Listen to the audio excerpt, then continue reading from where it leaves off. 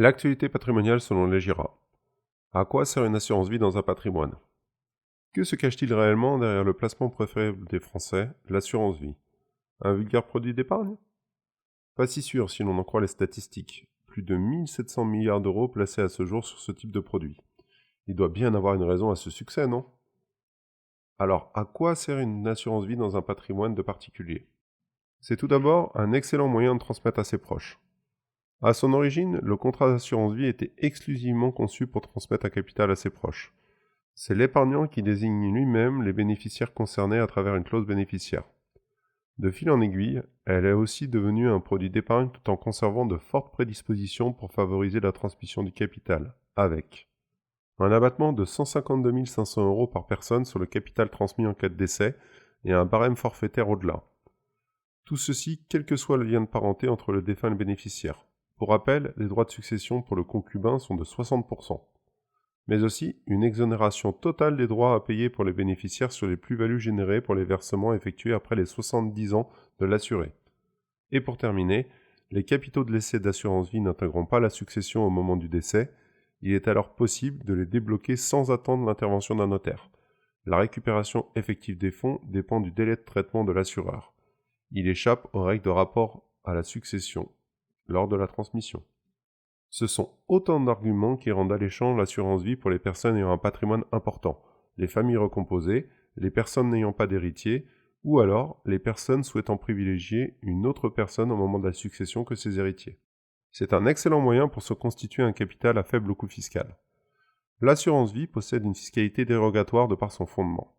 Un souscripteur confie des sommes d'argent à un assureur. Par ce versement, l'assureur devient propriétaire juridiquement des sommes.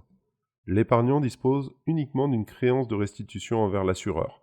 Ce dernier doit rendre les montants revalorisés en fonction des choix d'allocation effectués par les épargnants. Un cadre fiscal de faveur. Au-delà de la 8e année, les contrats d'assurance vie permettent de profiter d'une fiscalité très avantageuse.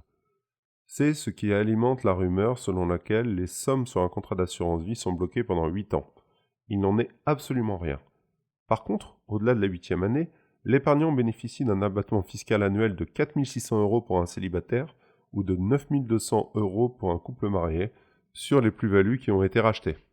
La neutralité fiscale de l'arbitrage. Contrairement à bon nombre de placements, que ce soit compte-titres, livrets non réglementés, PEL, les possesseurs d'un contrat d'assurance vie ne payent pas d'impôts tant qu'ils ne procèdent pas à des rachats. Ce sont des retraits sur le contrat d'assurance vie. Les changements d'allocation ou arbitrage sur le contrat sont neutres fiscalement. Seuls les prélèvements sociaux sont payés annuellement sur les intérêts générés par le fonds en euros. L'assureur les retiendra à la source. Cela fait de l'assurance vie un excellent produit de capitalisation. Mais aussi, c'est un excellent moyen de percevoir des compléments de revenus faiblement fiscalisés. L'assurance vie dispose de par sa nature une fiscalité dérogatoire. En versant sur un contrat d'assurance vie, les épargnants se dessaisissent du capital au profit d'un assureur. En contrepartie, l'épargnant dispose d'une créance de restitution auprès de cet assureur équivalent au montant des versements revalorisés en fonction de l'allocation d'actifs du contrat. La fiscalité applicable dans ce type de cas est celle des produits et non des plus-values. Cela a une incidence sur la base taxable dans le calcul de la fiscalité. Une base taxable plus faible pour un maximum de revenus nets. Comme évoqué précédemment, le prélèvement de l'impôt s'effectue au moment du rachat sur le contrat. La taxation s'applique uniquement sur les gains récupérés et non réalisés. Lors d'un retrait, l'épargnant récupère la même proportion de capital et de plus-value en pourcentage qu'il y a sur le contrat. Prenons un exemple pour mieux comprendre les impacts. Hypothèse de départ. Prime versée sur le contrat 100 000 euros. Montant de la plus-value 50 000 euros. Antériorité du contrat 9 ans. Montant du rachat 10 000 euros. Compte tenu des hypothèses, le pourcentage de plus-value sur le contrat d'assurance vie est de 50%. Lors du rachat, l'épargnant récupérera la même quantité de plus-value, soit 5 000 euros. Cela servira de base taxable pour le calcul de l'imposition. À cela s'ajoute l'abattement parce que le contrat a plus de 8 ans. Si nous sommes face à un célibataire, avec un abattement de 4 600 euros, la base taxable devient de 400 euros. Si nous sommes avec une personne mariée, la base taxable est à 0 euros. Les prélèvements sociaux sont quant à eux exigibles sur la totalité du montant de la plus-value. Une grande souplesse de gestion. Le contrat d'assurance vie cumule d'énormes avantages en termes de souplesse d'utilisation. La première, une absence de restriction sur les capitaux. Le contrat d'assurance vie permet une grande liberté sur les sommes d'argent placées.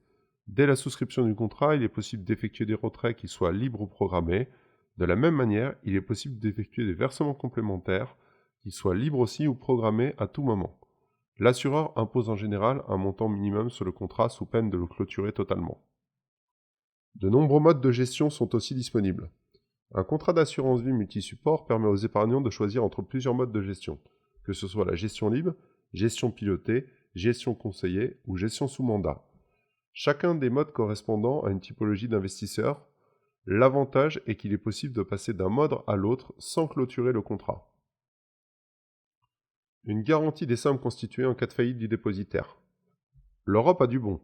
Il est possible d'ouvrir un contrat d'assurance vie luxembourgeois pour un épargnant français. Cette ouverture permet à notre épargnant de profiter du super privilège octroyé par le Grand-Duché. Ce dernier prévoit que les fonds placés sur le contrat d'assurance vie au Luxembourg n'appartiennent pas à l'assureur contrairement en France et doivent être confiés aux dépositaires externes.